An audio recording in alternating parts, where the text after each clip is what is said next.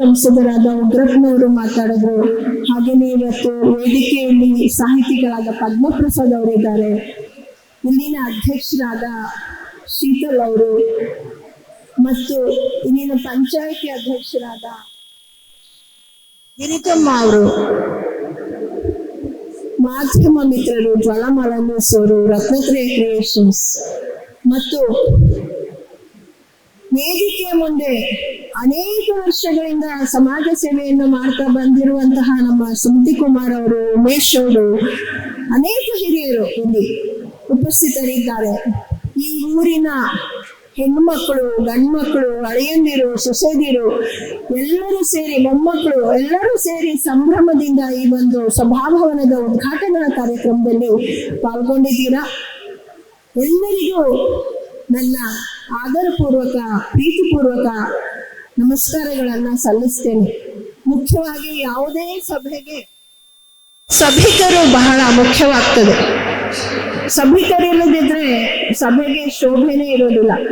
ಅದರಲ್ಲೂ ತಾವೆಲ್ಲ ಬಹಳ ಉನ್ನತ ಮಟ್ಟದ ಶ್ರೋತೃಗಳು ಅಂತ ಭಾವಿಸ್ತೇನೆ.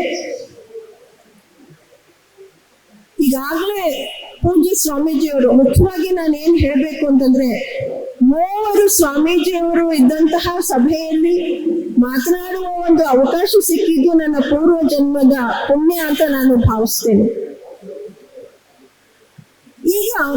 ಈಗಾಗಲೇ ಹೇಳಿದ್ರು ಸ್ವಾಮೀಜಿಯವರು, ಎಲ್ಲ ಧಾರ್ಮಿಕ ಸಮಾರಂಭದಲ್ಲಿ ಮಕ್ಕಳು ಕಡಿಮೆ ಆಗ್ತಾ ಇದ್ದಾರೆ ಅಂತ, ಮಕ್ಕಳು ಬರ್ತಿಲ್ಲ, ಯುವಕರು ಕಾಣಿಸ್ತಾ ಇಲ್ಲ ಅಂತ.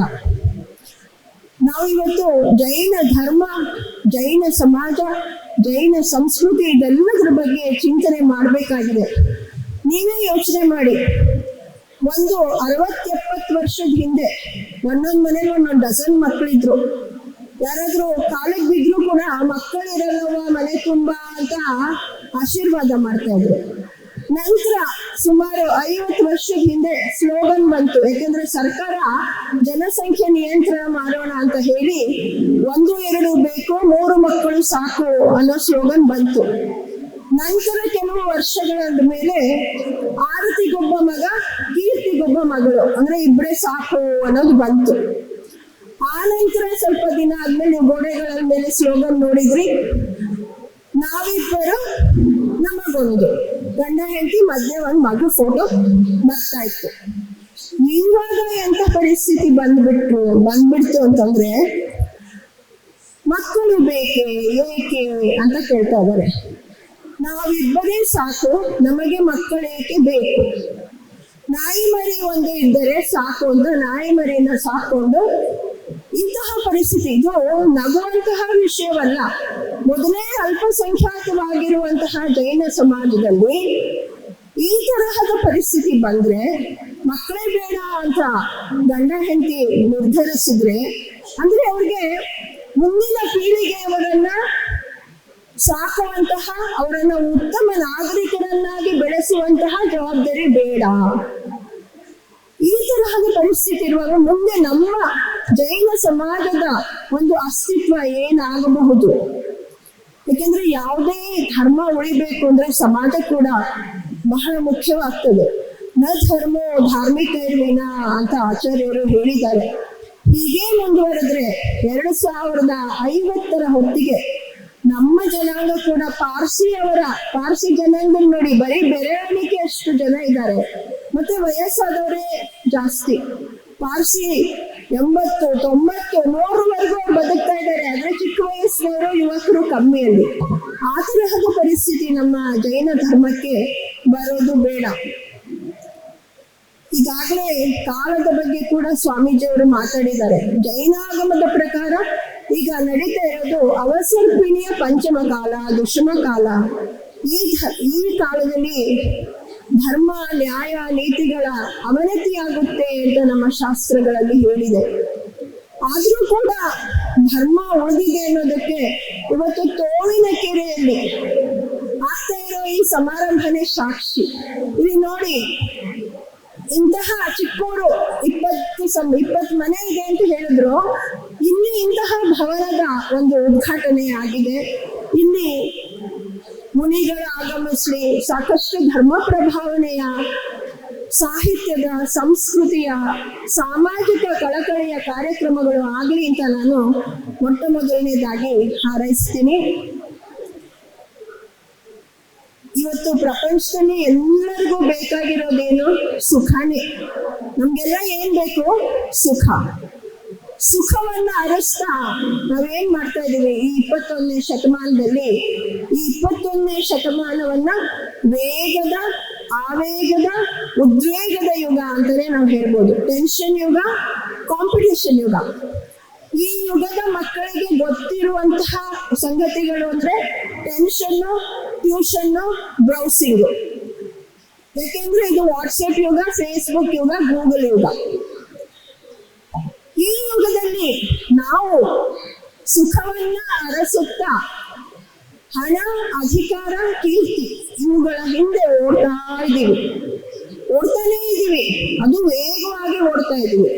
ಆಯ್ತಪ್ಪ, ನಿನಗೆ ಹಣ ಸಿಕ್ತು, ಅಧಿಕಾರ ಸಿಕ್ತು, ಕೀರ್ತಿ ಸಿಕ್ತು, ಈಗಾದ್ರೂ ನೀನು ಖುಷಿಯಾಗಿದ್ಯಾ ಅಂತಂದ್ರೆ ಇಲ್ಲ. ಈ ಒಂದು ಓಡುವಿಕೆಯಲ್ಲಿ ನಾವು ನಮ್ಮ ಸುಖ, ಶಾಂತಿ, ನೆಮ್ಮದಿಗಳನ್ನ ಎಲ್ಲೋ ಕಳ್ಕೊಂಡ್ಬಿಟ್ಟಿದೀವಿ ಅಂತ ಅನ್ಸುತ್ತೆ. ಯಾವಾಗ್ಲೂ ಟೆನ್ಷನ್ ಅಲ್ಲೇ ನಾವು ಬದುಕಿದೀವಿ. ಅದಕ್ಕೆ ಆಚಾರ್ಯರು ಹೇಳಿದ್ರು, ತಾಳ್ಮೆ ಮತ್ತು ಸಹನೆ. ಆಗ್ಲೇ ಸ್ವಾಮೀಜಿಯವರು ಧರ್ಮ ಅಂದ್ರೆ ಏನು? It is nothing but way of life. ನಮ್ಮ ಜೀವನದ ರೀತಿ ಹೇಗಿರ್ಬೇಕು ಅಂತ. ನಮ್ಮ ಜೈನಾಚಾರ್ಯರು ಸಾವಿರಾರು ವರ್ಷಗಳ ಹಿಂದೆ ನೀನ್ ಹೀಗೆ ಬದುಕಪ್ಪ, ಹೀಗೆ ಬದುಕಿದ್ರೆ ನೀನ್ ಸುಖವಾಗಿರ್ತೀಯಾ ಅಂತ ಹೇಳ್ಕೊಟ್ಟಿದ್ದಾರೆ. ಏನ್ ಹೇಳಿದ್ರು ಶ್ರಾವಕರಿಗೆ? ಅವರು ಹೇಗಿರ್ಬೇಕು ನಿನ್ನ ಲೈಫ್ ಸ್ಟೈಲ್ ಅಂದ್ರೆ, ಶಕ್ತಿಗೆ ತಕ್ಕ ದಾನ, ಗುರುಪೂಜನ, ಸೂರತ ಪರ್ವಕಾಲ ನಿರ್ಭುಕ್ತಿಗಳ ನೆಗಲ್ಚುತೆ, ಜಿನಾಗಮ ಗೋಷ್ಠಿಗಳು, ಧರ್ಮ ಸಂಯುಕ್ತರ ಮೇಳದೋಳು, ಕಳೆಯಿತಂ ದಿನಮಂ ನಡೆವಂಗೆ, ಮೋಹದ ಶಕ್ತಿ ಇದು ಸಡಿಲ್ದು ಕೋಪುದಿದು ಭಕ್ತಿಯಲ್ಲ ಅಪರಾಜಿತೇಶ್ವರ ಅಂತ ಮಹಾಕವಿ ರತ್ನಾಕರ ಹೇಳಿದ್ದಾನೆ. ನಮ್ಮ ಮೋಹ ಯಾವ್ದ್ರ ಮೇಲಿದೆ ಇವತ್ತು? ನಮ್ಗೆ ಬರೀ ಮೆಟೀರಿಯಲಿಸ್ಟಿಕ್ ಥಿಂಗ್ಸ್. ನಮ್ಗೆ ಕಂಡಿದ್ದೆಲ್ಲ ಬೇಕು, ಸಿಗದಿದ್ರೆ ಬೇರೆಯವ್ರದನ್ನಾದ್ರೂ ಕಿತ್ತುಕೋ, ಈ ತರ ಮೆಂಟಾಲಿಟಿಯಲ್ಲಿ ನಾವಿದ್ದೀವಿ. ಈ ಮೆಟೀರಿಯಲಿಸ್ಟಿಕ್ ಥಿಂಗ್ಸ್ ಇಂದ ನಮ್ಗೆ ಸುಖ ಸಿಗೋದಕ್ಕೆ ಸಾಧ್ಯನಾ? ಹಣದಿಂದ ನಿಮ್ಗೆ ಸುಖ ಸಿಗೋ ಹಾಗಿದ್ರೆ ಹಾಗಾದ್ರೆ ಧನವಂತರಿಗೆ ದುಃಖವೇ ಇರಬಾರ್ದಾಗಿತ್ತಲ್ಲ. ದೊಡ್ಡ ಮನೆ, ದೊಡ್ಡ ಕಾರಲ್ಲಿರೋರು ಅವ್ರಿಗೆ ದುಃಖನೇ ಇರ್ಲಿಕ್ಕಿಲ್ಲ ಅಲ್ವಾ? ಹೌದಾ? ದೊಡ್ಡ ಮನೆಯಲ್ಲಿ ಕೂತ್ಕೊಂಡು ಎಲ್ಲೋ ಒಂದು ಮೂಲೆಯಲ್ಲಿ ಬಿದ್ಕೊಂಡು ಸಾಯ್ತಾ ಇರೋರು ಇಲ್ವಾ? ಸೊ ಈ ಹಣ ಆಗಿರ್ಬೋದು, ಅಧಿಕಾರ ಆಗಿರ್ಬೋದು, ಅಧಿಕಾರ ಕೂಡ ಶಾಶ್ವತವಲ್ಲ. ಮತ್ತೆ ಕೀರ್ತಿ it is only for a period. ಒಂದು ಕಾಲದವರೆಗೆ ಮಾತ್ರ ಜನ ನಮ್ಮನ್ನ ಗುರುತಿಸ್ತಾರೆ. ಎಂತೆಂಥವ್ರು ನಮ್ಮಲ್ಲಿ ಆಗಿ ಹೋಗಿದ್ದಾರೆ. ಇವತ್ತಿನ ಪೀಳಿಗೆಗೆ ಕೇಳಿದ್ರೆ ಅವ್ರ ಹೆಸರು ಗೊತ್ತಿರ್ಲಿಕ್ಕಿಲ್ಲ. ಆದ್ರಿಂದ ಇವುಗಳ ಹಿಂದೆ ಬಿದ್ದು ನಿನ್ನ ಒಂದು ಆತ್ಮ ಶಾಂತಿಯನ್ನ ಕಳೆದುಕೊಳ್ಬೇಡ ಅಂತ ಆಚಾರ್ಯರು ಹೇಳಿದ್ದಾರೆ. ನಮ್ಮ ಆಚಾರ್ಯರು ಅದಕ್ಕೆ ದಶ ಧರ್ಮಗಳ ಬೆಳಕಿನಲ್ಲಿ ಸಾಗಿದ್ರೆ ನೀನು ಇಲ್ಲಿಯೇ ಒಂದು ಸ್ವರ್ಗವನ್ನು ಸೃಷ್ಟಿಸಿಕೊಳ್ಳಬಹುದು ಅಂತ ಎಲ್ಲರಿಗೂ ಹೇಳಿದ್ದಾರೆ ಅವರು. ಉತ್ತಮ ಕ್ಷಮ, ಮಾರ್ಗ ವಾರ್ಜವ, ಶೌಚ, ಸತ್ಯ, ಸಂಯಮ, ತಪಸ್, ತ್ಯಾಗ, ಕಿಂಚನ್ಯ, ಬ್ರಹ್ಮಚರ್ಯಾಣಿ ಧರ್ಮ. ಇವುಗಳ ಬೆಳಕಿನಲ್ಲಿ ನೀನು ಸಾಗು ಅನ್ನುವ ಮಾತನ್ನ ನಮ್ಮ ಆಚಾರ್ಯರು ನಮ್ಗೆ ತಿಳಿಸ್ಕೊಟ್ಟಿದ್ದಾರೆ. ಶ್ರಾವಕರ ಷಟ್ಕ್ರಿಯೆಗಳು ತಮ್ಗೆಲ್ಲ ಗೊತ್ತಿರ್ಬೋದು. ದೇವಪೂಜಾ, ಗುರುಪಾಸ್ತಿ, ಸ್ವಾಧ್ಯಾಯ, ಸಂಯಮ, ತಪ, ತ್ಯಾಗ. ಇವತ್ತು ಬೆಳಿಗ್ಗೆಯಿಂದ ಚಂದ್ರಪ್ರಭಾ ತೀರ್ಥಂಕರರ ಆರಾಧನೆ, ಅಭಿಷೇಕ, ನವಗ್ರಹ ಆರಾಧನೆ, ಮತ್ತೆ ಜ್ವಾಲಾಮಾಲಿನಿ ಪದ್ಮಾವತಿ ಅವರಿಗೆ ಆರಾಧನೆ, ಇವೆಲ್ಲ ನಡೆದು ಸಾಂಗವಾಗಿ ನಡೆದು ಇಲ್ಲಿನ ಜನ ತಮ್ಮ ಭಕ್ತಿಯನ್ನ ಪ್ರದರ್ಶಿಸಿದ್ದಾರೆ. ಭಕ್ತಿಯಿಂದಲೇ ಮುಕ್ತಿ, ಭಕ್ತಿಯಿಂದಲೇ ಶಕ್ತಿ, ಭಕ್ತಿ ವಿರಕ್ತಿ ಅಳಿದರೆ ಈ ಜಗದಲ್ಲಿ ಮುಕ್ತಿ ಇಲ್ಲೆಂದ ಸರ್ವಜ್ಞ ಅಂತ ಸರ್ವಜ್ಞ ಕವಿ ಕೂಡ ಭಕ್ತಿಯ ಮಹಾತ್ಮೆಯನ್ನ ಸಾರಿದ್ದಾರೆ. ನಾವು ಭಕ್ತಿಯಿಂದ ಇದ್ರೇನೆ ನಮ್ಮ ಜೀವನದಲ್ಲಿ ಸ್ವಲ್ಪ ತಾಳ್ಮೆ ಮತ್ತು ಸಹನೆ ಬರೋದು. ಇಳಿದಿದ್ರೆ ನಾನು ಆಗ್ಲೇ ಹೇಳಿದೆ, ವೇಗದ ಬದುಕು ಇವಾಗ ತುಂಬಾ ವೇಗ ಡೇಂಜರಸ್. ನೀವು ವಾಹನಗಳ ಹಿಂದೆ ಬರ್ದಿರೋದು ನೀವು ನೋಡಿರ್ಬೋದು, ಅತಿ ವೇಗವೇ ಅಪಘಾತಕ್ಕೆ ಕಾರಣ ಅಂತ. ಹಾಗೆ ಈ ವಿಜ್ಞಾನ ಯುಗದಲ್ಲಿ ಹುಚ್ಚಾಗಿ ನಾವು ವೇಗವಾಗಿ ಓಡ್ತಾ ಇದ್ರೆ ದಿಕ್ಕು ತಪ್ಪುವ, ಗುರಿ ತಪ್ಪುವ ಸಾಧ್ಯತೆಗಳಿವೆ. ವಿಜ್ಞಾನದ ಬೆನ್ನ ಮೇಲೆ ಕುಳಿತು ಧರ್ಮ ದಾರಿ ತೋರಿಸಿದ್ರೇನೆ ನಮ್ಮ ಜೀವನದ ಗುರಿ ಮುಟ್ಟಲು ಸಾಧ್ಯವಾಗುತ್ತೆ. ಜೀವನದ ಗುರಿ ಅಂದ್ರೆ ಏನು? ನಮ್ಮ ಜೀವನದ ಗುರಿ ಏನು? ಶಾಶ್ವತವಾದ ಸುಖ. ಯಾಕೆಂದ್ರೆ ನಮ್ಗೆ ಇವತ್ತು ಹಣದಿಂದಾಗ್ಲಿ, ಅಧಿಕಾರದಿಂದಾಗ್ಲಿ, ಕೀರ್ತಿಯಿಂದಾಗ್ಲಿ ಸಿಗುವ ಸುಖ ತಾತ್ಕಾಲಿಕವಾದಂತಹ ಸುಖ ಆಗಿರೋದ್ರಿಂದ ನಾವೆಲ್ಲ ಆ ಶಾಶ್ವತ ಸುಖವನ್ನ ಪಡೆಯುವುದರೆಡೆಗೆ ನಾವು ಮನಸ್ಸು ಮಾಡಬೇಕಾಗಿದೆ. ಇವತ್ತಿನ ಪರಿಸ್ಥಿತಿ ನೋಡ್ತಾ ಇದ್ರೆ ದೇವ ಪೂಜೆ ಮಾಡುವಾಗ ಏನಾಗುತ್ತೆ ಅಡ್ವಾಂಟೇಜ್ ನಾನು ಹೇಳ್ತೀನಿ. ಭಗವದ್ ಭಕ್ತಿಯನ್ನು ಮಾಡುವಾಗ, ಉತ್ತಮ ಚಿಂತನೆಗಳನ್ನ ಮಾಡುವಾಗ ನಮ್ಮ ದೇಹದಲ್ಲಿ ಸಿರೋಟೋನಿನ್ ಅನ್ನುವಂತಹ ಕೆಮಿಕಲ್ ಉತ್ಪಾದನೆಯಾಗತ್ತೆ ಮತ್ತು ನಮ್ಮ ರಕ್ತದಲ್ಲಿ ಎಂಡೋರ್ಫಿನ್ಸ್ ಅಂದ್ರೆ ಫೀಲ್ ಗುಡ್ ಹಾರ್ಮೋನ್ಸ್ ಇವು ಪ್ರವಹಿಸುತ್ತೆ. ಇದರಿಂದ ಒಂದು ಅನಿರ್ವಚನೀಯವಾದಂತಹ ಆನಂದ ನಮಗಾಗತ್ತೆ. ರೋಗ ನಿರೋಧಕ ಶಕ್ತಿ ಅಂದ್ರೆ ನಮ್ಮ ಇಮ್ಯೂನ್ ಪವರ್ ಕೂಡ ಹೆಚ್ಚಾಗುತ್ತೆ. ಹೆಲ್ತ್ ಇಸ್ ವೆಲ್ತ್, ನಿಮ್ಮ ಆರೋಗ್ಯ ವರ್ಧನೆ ಕೂಡ ಆಗುತ್ತೆ. ಆದ್ರಿಂದ ಭಗವದ್ ಭಕ್ತಿಯನ್ನ ಎಲ್ಲರೂ ಮಾಡಬೇಕು. This should be your way of life. ಗುರು ಪಾಸ್ತಿ, ಹಿಂದೆ ಗುರು ಮುಂದೆ ಗುರಿ ನಮ್ಮ ಜೀವನದಲ್ಲಿ ಇರಬೇಕು. ಗುರುದೇವೋ ಮಹೇಶ್ವರ, ಗುರು ಸಾಕ್ಷಾತ್ ಪರಬ್ರಹ್ಮ ಅಂತ ಹೇಳ್ತಾರೆ. ಆದ್ರಿಂದ ಗುರುಗಳು, ಧರ್ಮ ಗುರುಗಳಾಗಿರ್ಬೋದು, ನಮ್ಮ ಶಿಕ್ಷಣ ಗುರುಗಳಾಗಿರ್ಬೋದು, ಇವರು ನಮಗೆ ಪೂಜ್ಯರು. ಸ್ವಾಧ್ಯಾಯಂ ಪರಮಂ ತಪಃ. ಸ್ವಾಧ್ಯಾಯ ನಮ್ಮ ಬೇಸಿಕ್ ಗ್ರಂಥಗಳನ್ನಾದ್ರೂ ನಾವು ಓದ್ಬೇಕು. ರಕ್ತಕರಂಡಕ ಶ್ಲೋಕಾಚಾರ, ತತ್ವಾರ್ಥ ಸೂತ್ರ, ಚೈನಾಲ, ದ್ರವ್ಯ ಸಂಗ್ರಹ, ನಮ್ಮ ಕರ್ಮ ಸಿದ್ಧಾಂತವನ್ನು, ಏಕೆಂದ್ರೆ ಜೈನ ಧರ್ಮ ಮುಖ್ಯವಾಗಿ ಕರ್ಮ ಸಿದ್ಧಾಂತವನ್ನ ಪ್ರತಿಪಾದಿಸುವಂತಹ ಧರ್ಮ. ನಾನಿವತ್ತು ಏನ್ ತಪ್ಪು ಮಾಡಿದ್ರೆ ನಂಗೆ ನಾಳೆ ಶಿಕ್ಷೆ ಕಾದಿದೆ ಎನ್ನುವಂತಹ ಭಯ ಇದ್ರೆ ನಾವು ತಪ್ಪು ಮಾಡೋದಕ್ಕೆ ಹೋಗಲ್ಲ. ಅಸಲಿಗೆ ಧರ್ಮ ಅಂದ್ರೆ ಏನು? ಯಾವುದನ್ನು ನೀನು ನಿನಗಾಗಿ ಬಯಸುತ್ತೀಯೋ ಅದನ್ನ ಬೇರೆಯವರಿಗೂ ಬಯಸಬೇಕು. ಯಾವುದನ್ನು ನೀನು ನಿನಗಾಗಿ ಬಯಸುವುದಿಲ್ಲವೋ ಅದನ್ನ ಬೇರೆಯವರಿಗೂ ಕೂಡ ಬಯಸಬಾರದು. ಇಷ್ಟೇ ಧರ್ಮ. ನೀನು ಬದುಕು, ಉಳಿದವರಿಗೂ ಬದುಕಲು ಬಿಡು. ಸಪ್ತವ್ಯಸನಗಳನ್ನ ಹೊರಿ ಅಂತ ಹೇಳಿದ್ರು ಆಚಾರ್ಯರು. ಸಪ್ತವ್ಯಸನಗಳು ಯಾವುವು? ಮದ್ಯ, ಮಾಂಸ, ಬೇಟೆ, ಜೂಜು, ಕಳ್ಳತನ, ಪರಸ್ತ್ರೀ ಗಮನ ಮತ್ತು ವೇಶ್ಯ ಗಮನ. ಇದು ನಿನ್ನ ಬದುಕಿನ ರೀತಿ ಆಗ್ಬೇಕು.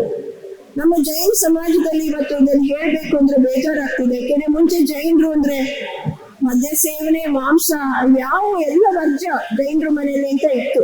ಇವತ್ತು ಕಂದಮೂಲ ತ್ಯಾಗ ಹೇಳೋದು ಹೋಗ್ಲಿ, ಮದ್ಯ ಕುಡಿಬೇಡಿ, ಮಾಂಸ ತಿನ್ಬೇಡಿ ಅಂತ ಹೇಳುವಂತಹ ಪರಿಸ್ಥಿತಿ ಬಂದಿದೆ. ಮದ್ಯದ ಮತ್ತಿನಲ್ಲಿ ಮನುಷ್ಯ ರಾಕ್ಷಸನಾಗ್ತಾನೆ. ಅವನು ಒಳ್ಳೆಯನೇ ಇರ್ಬೋದು, ಹೆಂಡ ಕುಡ್ದಾಗ ಹೇಗೆ ಆಡ್ತಾನೆ ಗೊತ್ತಿರ್ಬೋದು, ಅವನಿಗೆ ಮೈ ಮೇಲೆ ಪರಿವೇನೇ ಇರಲ್ಲ. ಈಗಿನ ಜನರೇಷನ್ ಮದ್ಯ ಆಗಿರ್ಬೋದು, ಡ್ರಿಂಕ್ಸ್, ಡ್ರಗ್ಸ್ ಇದನ್ನೆಲ್ಲ ಸೇವನೆ ಮಾಡಿ ಇವತ್ತು ಸಾಮಾಜಿಕ ಪರಿಸ್ಥಿತಿ ಎಷ್ಟು ಅಪರಾಧಗಳು ಎಷ್ಟು ಹೆಚ್ಚಿವೆ. ಮದ್ಯದ ಮತ್ತಿನಲ್ಲೇ ಈ ಎಲ್ಲ ಅತ್ಯಾಚಾರಗಳು ನೀವು ವೃತ್ತಪತ್ರಿಕೆಗಳಲ್ಲಿ ಓದ್ತಾ ಇರ್ಬೋದು. ರೇಪ್ಸ್, ಎಂತೆಂತಹ ಈ ಅತ್ಯಾಚಾರಗಳು, ಅನಾಚಾರಗಳು, ಮನೆಯಲ್ಲಿ ಜಗಳ, ವಿವಾಹ ವಿಚ್ಛೇದನಗಳಾಗಿರ್ಬೋದು, ಮತ್ತೆ ಅನೈತಿಕ ಸಂಬಂಧಗಳು, ಇವೆಲ್ಲ ಸಮಾಜದ ಪರಿಸ್ಥಿತಿಯನ್ನ ಹದಗೆಡಿಸ್ತಾ ಇದ್ದಾವೆ. ಆದ್ರಿಂದ ಇಂತಹ ದುಶ್ಚಟಗಳಿಂದ ನಾವು ದೂರ ಇರಬೇಕು. ಇನ್ನು ಮಾಂಸ, ಕೇವಲ ತನ್ನ ನಾಲಿಗೆಯ ರುಚಿಗಾಗಿ ಮತ್ತೊಂದು ಪ್ರಾಣಿಯನ್ನು ಕೊಂದು ತಿನ್ನುವುದು ಮಹಾಪಾಪಕರ. ನಮ್ಗೆ ಅದನ್ನು ಸೃಷ್ಟಿಸುವ ಶಕ್ತಿ ಇಲ್ಲ ಅಂತಂದ್ಮೇಲೆ ಅದನ್ನು ಕೊಳ್ಳೋದಕ್ಕೆ ಕೂಡ ನಮಗೆ ಯಾವುದೇ ಹಕ್ಕು ಇರೋದಿಲ್ಲ. When you are ingesting meat, you are ingesting the fear and agony of the dying animal ಅಂತ ಹೇಳ್ತಾರೆ. ನೀವು ಆ ಪ್ರಾಣಿ ಸಾಯುವಾಗ, ಇವಾಗ ಮಾಂಸದ ಅಂಗಡಿ ಎಷ್ಟೊಂದು ಹೆಚ್ಚಾಗ್ಬಿಟ್ಟಿದೆ. ತುಂಬಿರ್ತಾರೆ, ಹಾಗೆ ಸಾಮಾನು ತುಂಬ್ದಂಗೆ. ಆ ಕುರಿಗಳನ್ನಾಗ್ಲಿ ಕೋಳಿಗಳನ್ನಾಗ್ಲಿ ತಿನ್ನಿಸ್ತಾ ಇರ್ತಾರೆ. ಅವಕ್ಕೆ ನೆಕ್ಸ್ಟ್ ಮಿನಿಟ್ ತಮ್ಗೆ ಮರಣ ಬರ್ಬೋದು ಅಂತ ಕೂಡ ಕಲ್ಪನೆ ಇಲ್ಲ. ಸಾಯುವಾಗ ಅವು ಎಷ್ಟು ವೇದನೆಯನ್ನ ಅನುಭವಿಸಿರಬಹುದು. ನೀವು ಆ ಮಾಂಸ ಭಕ್ಷಣೆ ಮಾಡುವಾಗ ಆ ವೇದನೆಯನ್ನ, ಆ ಭಯವನ್ನ ಕೂಡ ನಾವು ತಿಂತಾ ಇದ್ದೀವಿ. ಆದ್ರಿಂದ ಮುಂದೆ ನಮಗೆ ಮಾನಸಿಕ ವಿಕಾರಗಳು ಅದರಿಂದ ಉಂಟಾಗಬಹುದು ಅಂತ ಒಂದು ಸಮೀಕ್ಷೆ ಹೇಳುತ್ತೆ. ಇನ್ನು ಮಧು ಜೇನುತುಪ್ಪ ಜೈನರಿಗೆ ನಿಷಿದ್ಧ. ಯಾಕೆಂತಂದ್ರೆ ಮಧು ಕಾಮೋತ್ತೇಜಕ ವಸ್ತು ಆಗಿರೋದ್ರಿಂದ ಅದನ್ನ ಸೇವನೆ ಮಾಡಬೇಡಿ ಅಂತ ನಮ್ಮ ಧರ್ಮದಲ್ಲಿ ಹೇಳಿದೆ. ಅದಕ್ಕೇನೆ ಶ್ರಾವಕರಿಗೆ ಅಷ್ಟಮೂಲ ಗುಣಗಳ ಪಾಲನೆಯನ್ನ ಹೇಳಿದ್ದಾರೆ. ಮದ್ಯ ಮಾಂಸ ಮಧುತ್ಯಾಗೈ ಸಹಾನೋರಥ ಪಂಚಕಂ ಅಷ್ಟಮೂಲ ಗುಣಾನಾಹುರ್ ಗೃಹೀಣಾಂ ಶ್ರಮಣೋತ್ತಮ ಅಂತ ಆಚಾರ್ಯರು ರಕ್ತಕರ್ಣಕ ಶ್ಲೋಕಾಚಾರದಲ್ಲಿ ಹೇಳಿದ್ದಾರೆ. ಹಾಗೆಯೇ ಪಂಚ ಉದುಂಬರ ಫಲಗಳ ತ್ಯಾಗ ಕೂಡ. ಯಾಕೆಂದ್ರೆ ಇದರಲ್ಲಿ ರಸಜೀವಿಗಳ ಉತ್ಪತ್ತಿ ಆಗ್ತಾ ಇರೋದ್ರಿಂದ ಹಿಂಸೆ ಜಾಸ್ತಿ ಆಗುತ್ತೆ ಅಂತ ಇವನ್ನೆಲ್ಲ ಸೇವನೆ ಮಾಡಬಾರ್ದು. ನಮ್ಮ ಆಚಾರ್ಯ ಸಮಂತ ಭದ್ರರು ಧರ್ಮವನ್ನ ಹೇಗೆ ಹೇಳಿದ್ದಾರೆ ಅಂತಂದ್ರೆ, ದೇಶಯಾಮಿ ಸಮೀಚೀನಂ ಧರ್ಮಂ ಕರ್ಮ ನಿಬರ್ಹಣಂ ಸಂಸಾರ ದುಃಖತಃ ಸತ್ವ ಯೋಧರತ್ ಉತ್ತಮೇ ಸುಖೇ ಅಂತ ಹೇಳಿದ್ದಾರೆ. ನಾನು ಯಥಾರ್ಥವಾದ ಧರ್ಮವನ್ನ ಬೋಧಿಸುತ್ತೇನೆ. ಎಂತಹ ಧರ್ಮ ಅಂದ್ರೆ ಕರ್ಮಗಳನ್ನ ನಾಶ ಮಾಡುವಂತಹ ಮತ್ತು ಸಂಸಾರ ದುಃಖದಿಂದ ಪೀಡಿತವಾಗಿರುವ ಎಲ್ಲ ಜೀವಿಗಳಿಗೆ ಸುಖವನ್ನ, ಶಾಶ್ವತವಾದ ಸುಖವನ್ನ ನೀಡುವಂತಹ ಧರ್ಮವನ್ನ ನಾನು ಬೋಧಿಸುತ್ತೇನೆ ಅಂತ ಆಚಾರ್ಯರು ಹೇಳಿದ್ದಾರೆ. ಈ ಧರ್ಮವನ್ನ ತಿಳಿದುಕೊಳ್ಳಲು ಈ ತರಹದ ಬದುಕಲು ನಾವು ಪ್ರಯತ್ನ ಪಡಬೇಕು. ನಮ್ಮ ಸಮಾಜವನ್ನ ಉಳಿಸಿಕೊಳ್ಳುವ ಪ್ರಯತ್ನ ಪಡಬೇಕು ಅಂತಂದ್ರೆ ನಾವು ಇದನ್ನೆಲ್ಲ ನಮ್ಮ ಜೀವನದಲ್ಲಿ ಅಳವಡಿಸ್ಕೊಳ್ಬೇಕು. ಇಲ್ಲಿ ಬರೀ ಹುಟ್ಟಿನಿಂದ ನಾವು ಜೈನರಾದ್ರೆ ಸಾಲಲ್ಲ. ಈಗಾಗ್ಲೇ ಬೊಬ್ಬೆ ಹೊಡಿತಾ ಇದ್ದಾರೆ, ಹೆಣ್ಣಿಗೆ ಗಂಡು ಸಿಗ್ತಾ ಇಲ್ಲ, ಗಂಡಿಗೆ ಹೆಣ್ಣು ಸಿಗ್ತಾ ಇಲ್ಲ. ಇವೆಲ್ಲ ಪ್ರಾಬ್ಲಮ್ಸ್ ಇದೆ ನಮ್ಮ ಸಮಾಜದಲ್ಲಿ. ಇದನ್ನೆಲ್ಲ ನೋಡುವಾಗ ನಾವು ಧಾರ್ಮಿಕರಾಗಿ ನಮ್ಮ ಧರ್ಮ ಅಂದ್ರೆ ಬರೀ ಕಂದಮೂಲ ತ್ಯಾಗ ಅದಲ್ಲ. ನಮ್ಮ ನಡವಳಿಕೆಯಲ್ಲಿ ಹಿಂಸೆ ಮಾಡಬಾರ್ದು, ಸುಳ್ಳು ಹೇಳ್ಬಾರ್ದು, ಕಳ್ತನ ಮಾಡಬಾರ್ದು, ವಿಪರೀತ ಪರಿಗ್ರಹ ಸಲ್ಲದು ಮತ್ತು ಬ್ರಹ್ಮಚರ್ಯ. ಸ್ವಸ್ತ್ರೀ ಅಥವಾ ಸ್ವಪುರುಷನಲ್ಲಿ ಅದನ್ನು ಬಿಟ್ಟು ಬೇರೆ ಸ್ತ್ರೀಯರೆಲ್ಲ ನನಗೆ ಸಹೋದರಿಯರಂತೆ ಎನ್ನುವ ಭಾವನೆಯನ್ನ ಮಾಡುವುದು. ಇದರಿಂದ ಸಂಸಾರ ಸುಖವಾಗಿರುತ್ತೆ. ಈ ತರ ಬದುಕಪ್ಪ. ಇಲ್ಲದೆ ಇದ್ರೆ ಮನೆಯಲ್ಲಿ ಎಷ್ಟು ಕೋಲಾಹಲ, ವಿವಾಹ ವಿಚ್ಛೇದನಗಳು. ಇಲ್ಲಿ ಈ ಸಭೆಯಲ್ಲಿ ಮದುವೆಯಾಗಿ 25 ವರ್ಷ 50 ವರ್ಷ ಆದವ್ರು ಇದಾರಲ್ವಾ? ಇದೀರಾ? ಮದುವೆಯಾಗಿ 25 ವರ್ಷ ಆಗಿರೋರು ಕೈ ಮೇಲ್ ಮಾಡಿ ಇದ್ದಾರೆ, ಮೇಡಮ್ ಎತ್ತುತ್ತಾ ಇದ್ದಾರೆ. ಸುಮಾರು ಜನ ಇರ್ಬೋದು. 25 ವರ್ಷ ಕಂಪ್ಲೀಟ್ ಮಾಡಿದವ್ರು ಇರ್ಬೋದು, 50 ವರ್ಷ ಕಂಪ್ಲೀಟ್ ಮಾಡಿದವರು ಇರ್ಬೋದು. ಅಂದ್ರೆ ಎಷ್ಟು ತಾಳ್ಮೆ, ಸಹನೆ, ಒಬ್ರನ್ನೊಬ್ರನ್ನ ಸಹಿಸಿಕೊಂಡು ತಾಳಿ ಕಟ್ಟೋದು ಅಂದ್ರೆ ಏನು? ತಾಳಿ ಕಟ್ಕೊಳ್ಳಿ, ಒಬ್ರನ್ನೊಬ್ರನ್ನ ಸಹಿಸ್ಕೊಳ್ಳಿ ಅಂತಾನೆ ಹೇಳೋದು. ಆದ್ರೆ ಇವಾಗಿನ ಪೀಳಿಗೆಯಲ್ಲಿ ಏನಾಗಿದೆ, ಮದುವೆಯಾದ 1 ವರ್ಷದಲ್ಲಿ ಕೋರ್ಟಿನ ಮೆಟ್ಟಲು ಏರ್ತಾ ಇದ್ದಾರೆ. ಅವರು 1 ವರ್ಷ ಫಸ್ಟ್ ಆನಿವರ್ಸರಿ ಮಾಡ್ಕೊಂಡ್ಬಿಟ್ರೆ ಒಂದು ದೊಡ್ಡ ಪುಣ್ಯ. ಈ ವಿಚ್ಛೇದನಗಳಾಗೋದ್ರಿಂದ ನಮ್ಮ ಸೋಷಿಯಲ್ ಫ್ಯಾಬ್ರಿಕ್ ಏನಿದೆ ಅದು ನಾಶ ಆಗುತ್ತೆ. ಒಬ್ರು ಮುಖ ನೋಡಿ ಒಬ್ರು, ನಮ್ದು ಚಿಕ್ಕ ಸಮಾಜ, ಮದ್ವೆ ಆಗಿರುತ್ತೆ, ವಿಚ್ಛೇದನ ಆಗುತ್ತೆ ಅಂದ್ರೆ ಬಹಳ ಕಷ್ಟ ಆಗುತ್ತೆ. ನಮ್ಗೊಂದು ಸಮಾರಂಭಕ್ಕೆ ಹೋದ್ರೆ ಅವ್ರ ಮುಖ ನೋಡಕ್ಕೂ ಕಷ್ಟ ಆಗುತ್ತೆ. ಮುಂಚೆ ಸಂಬಂಧ ಬೆಳೆಸ್ತವ್ರು. ಈ ತರಹದ ಪರಿಸ್ಥಿತಿ ನಮ್ಮ ಸಮಾಜದಲ್ಲಿ ಉಂಟಾಗಬಾರ್ದು ಅಂತಂದ್ರೆ ನಮ್ಮಲ್ಲಿ ಅಪಾರವಾದ ಸಂಯಮ ಭಾವನೆ, ಸಂಯಮ ಕೂಡ ಧರ್ಮ. ನಮ್ಮ ಪಂಚೇಂದ್ರಿಯಗಳ ಮೇಲೆ ಹಿಡಿತ. ಇದೊಂದು ಇಂದ್ರಿಯಗಳ ವಿಷಯ ಹೇಳಿ ನಾನು ನನ್ನ ಮಾತನ್ನು ಮುಗಿಸ್ಕೊಂಡಿದ್ದೀನಿ. ಯಾಕಂದ್ರೆ ಸ್ವಾಮೀಜಿಯವರ ಮಾತು ಕೇಳೋಕೆ ನನಗೂ ಬಹಳ ಆಸಕ್ತಿ ಇದೆ. 5 ಇಂದ್ರಿಯಗಳು ಮತ್ತು ಮನಸ್ಸು, ಇವುಗಳ ಮೇಲೆ ನಾವು ಹಿಡಿತವನ್ನ ಸಾಧಿಸಬೇಕು. ಇದು ಸಂಯಮ. If you don't have control your mind and senses, then they will control you. ಸ್ಪರ್ಶನೇಂದ್ರಿಯ, ರಸನೇಂದ್ರಿಯ, ಘ್ರಾಣೇಂದ್ರಿಯ, ಚಕ್ಷುರೇಂದ್ರಿಯ, ಶ್ರೋತ್ರೇಂದ್ರಿಯ. ಇದರಲ್ಲಿ ರಸನೇಂದ್ರಿಯ ಏನಿದೆ, ಇದು ಮಹಾ ಡೇಂಜರಸ್ ಇಂದ್ರಿಯ. ಚೂರು ಚೂರು ರುಚಿ ತೋರಿಸ್ತಾ ಇದ್ರು ಇನ್ನೂ ಬೇಕು ಅಂತ ಹೇಳ್ತಾ ಇರುತ್ತೆ. ಸಪ್ಪಗಿನ ಊಟಕ್ಕೆ ಉಪ್ಪು ಬೇಕೆಂಬ ಆಸೆ, ಉಪ್ಪಿರುವ ಊಟಕ್ಕೆ ತುಪ್ಪವಿದ್ದರೆ ಕೊಪ್ಪರಿಗೆ ಹಣ ಬೇಕೆಂಬ ಆಸೆ, ಕೊಪ್ಪರಿಗೆ ಹಣವಿದ್ದರೆ ಉಪ್ಪರಿಗೆ ಮನೆ ಬೇಕೆಂಬ ಆಸೆ. ಹೀಗೆ ಆಸೆ ಆಸೆ ಆಸೆ ಹೆಚ್ಚುತ್ತೆ. ಅದಕ್ಕೆ ರಸನೇಂದ್ರಿಯವನ್ನ ನಾವು ಕಂಟ್ರೋಲ್ ಮಾಡಬೇಕು. ಹಾಗೇನೆ ರಸನೇಂದ್ರಿಯದ ಮತ್ತೊಂದು ವಿಷಯ ಅಂತ ಹೇಳಿದ್ರೆ ಅದು ಮಾತು. ನಾವು ಮಾತಾಡುವಾಗ ಇನ್ನೊಬ್ರಿಗೆ ನೋವಾಗದೆ ಇರೋ ತರ ಮಾತಾಡಬಾರ್ದು. ಮಾತು ಮನೆ ಕೆಡಿಸಿತು, ತೂತು ಒಲೆ ಕೆಡಿಸಿತು ಅನ್ನುವಂತಹ ಗಾದೆ ಮಾತನ್ನ ನೀವು ಕೇಳಿರ್ಬೋದು. ನುಡಿದರೆ ಮುತ್ತಿನ ಹಾರದಂತಿರಬೇಕು, ನುಡಿದರೆ ಸ್ಫಟಿಕದ ಶಲಾಖೆಯಂತಿರಬೇಕು, ನುಡಿದರೆ ಮಾಣಿಕ್ಯದ ದೀಪ್ತಿಯಂತಿರಬೇಕು ಅಂತ ಮಾತಿನ ಬಗ್ಗೆ ಹೇಳಿದ್ದಾರೆ. ಮಾತು ವೀಣೆಯ ಹಾಗಿರ್ಬೇಕು, ಬಾಣದ ಹಾಗಿರ್ಬಾರ್ದು. ನಮ್ಮ ಮಾತು ಇನ್ನೊಬ್ಬರನ್ನ ಘಾಸಿಗೊಳಿಸಬಾರ್ದು ಅಂತ ಹೇಳ್ತಾರೆ. ಇಷ್ಟು ಕಂಟ್ರೋಲ್ ನಮ್ಗೆ ನಮ್ಮ ನಾಲಿಗೆಯ ಮೇಲೆ ಇರ್ಬೇಕು. ಆವಾಗ ನಾವು ಜೀವನದಲ್ಲಿ ಸುಖವಾಗಿರೋಕೆ ಸಾಧ್ಯ. ಒಬ್ರು ಹೇಳಿದ್ರು, ನಿಮ್ಮ ಕಣ್ಣು ಸುಂದರವಾಗಿದ್ರೆ, ನಿಮ್ಮ ಕಣ್ಣು ಚೆನ್ನಾಗಿದ್ರೆ ಜಗತ್ತೇ ಸುಂದರವಾಗಿ ಕಾಣುತ್ತೆ. ನಿಮ್ಮ ನಾಲಿಗೆ ಚೆನ್ನಾಗಿದ್ರೆ, ನಿಮ್ಮ ನುಡಿಗಳು ಚೆನ್ನಾಗಿದ್ರೆ ನೀವು ಜಗತ್ತಿಗೆ ಸುಂದರವಾಗಿ ಕಾಣ್ತೀರಾ ಅಂತ. ಹಾಗೆ ನಮ್ಮ ಇಂದ್ರಿಯಗಳ ಮೇಲೆ ಮನಸ್ಸು ನೂರಾರು ಆಸೆಗಳು ನಮ್ಗೆ ಬೇಕು ಅಂತ ಹೇಳ್ತಾನೆ ಇರುತ್ತೆ. ಬೇಕು ಅನ್ನೋದಕ್ಕೆ ಹಾಕು ಬ್ರೇಕನ್ನು, ಬೇಕು ಅನ್ನೋದಕ್ಕೆ ಹಾಕು ಬ್ರೇಕನ್ನು. ಸುಖ ಬೇಕಿದ್ದರೆ ಸಾಕು ಎನ್ನು, ಸುಖ ಬೇಕಿದ್ದರೆ ಸಾಕು ಎನ್ನು. ಬೇಕು ಅಂದವ ಬಡವ ಬಲ್ಲೆ ಏನು, ಬೇಕು ಅಂದವ ಬಡವ ಬಲ್ಲೆ ಏನು. ಸಾಕು ಅಂದವ ಮುಕ್ತಿ ಪಡೆದ ತಿಳಿ ನೀನು, ಸಾಕು ಅಂದವ ಮುಕ್ತಿ ಪಡೆದ ತಿಳಿ ನೀನು. ಆದ್ರಿಂದ ನಾವು ಸ್ವಲ್ಪ ಸಾಕು ಅನ್ನೋದನ್ನ ಕಲ್ತ್ಕೊಳ್ದೇ ಇದ್ರೆ ನಮ್ಗೆ ದುಃಖವೇ ಕಾದುವೆ. ನೀವು ನನಗೆ ಸಾಕು ಅಂತ ಹೇಳೋ ಮುಂಚೆ ನಾನು ಕೂಡ ನನ್ನ ಮಾತನ್ನ ಮುಗಿಸ್ಬೇಕು. ಹೇಳೋ ವಿಷಯ ಬಹಳ ಇತ್ತು. ಎಲ್ಲಿ ಯಾವ ಸಭೆಗೆ ಹೋದ್ರು ಈ ಒಂದು ಕಾಲದ ಒಂದು ಮಿತಿ ಇರೋದ್ರಿಂದ ಅಂದ್ಕೊಂಡಿದ್ದನ್ನೆಲ್ಲ ಮಾತಾಡೋದಕ್ಕೆ ಆಗೋದಿಲ್ಲ.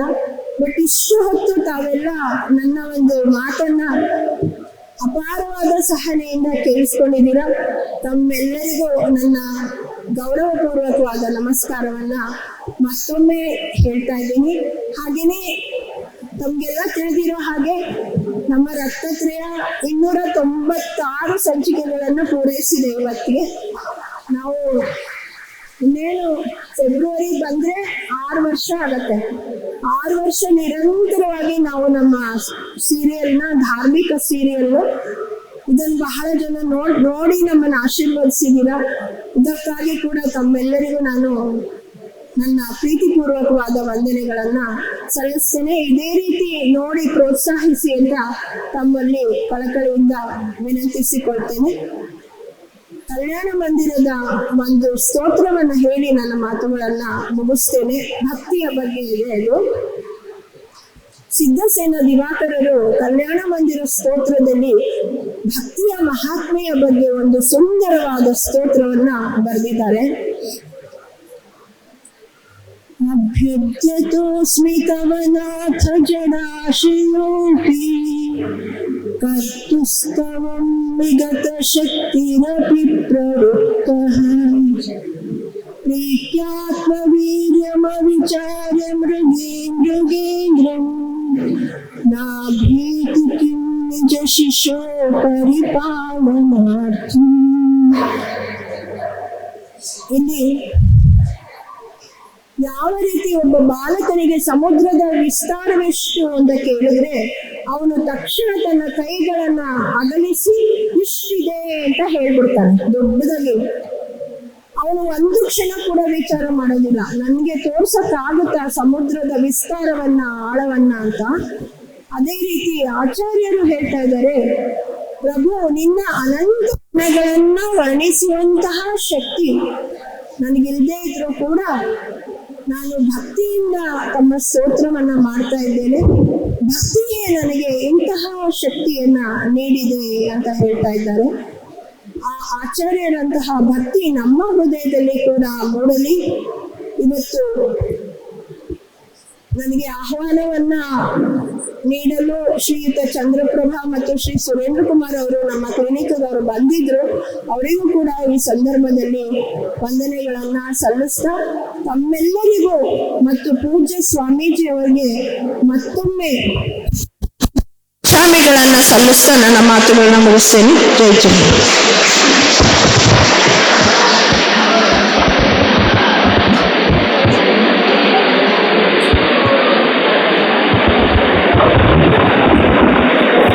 ಧನ್ಯವಾದಗಳು ಶ್ರೀಮತಿ ಡಾಕ್ಟರ್ ನೀರಜ ನಾಗೇಂದ್ರ ಕುಮಾರ್ ಅವರಿಗೆ. ದಯಮಾಡಿ ಅವರಿಗೆ ಗೌರವ ಸಮರ್ಪಣೆಯನ್ನು ನೆರವೇರಿಸಬೇಕಾಗಿ ವಿನಂತಿಸ್ತಾ ಇದ್ದೇವೆ.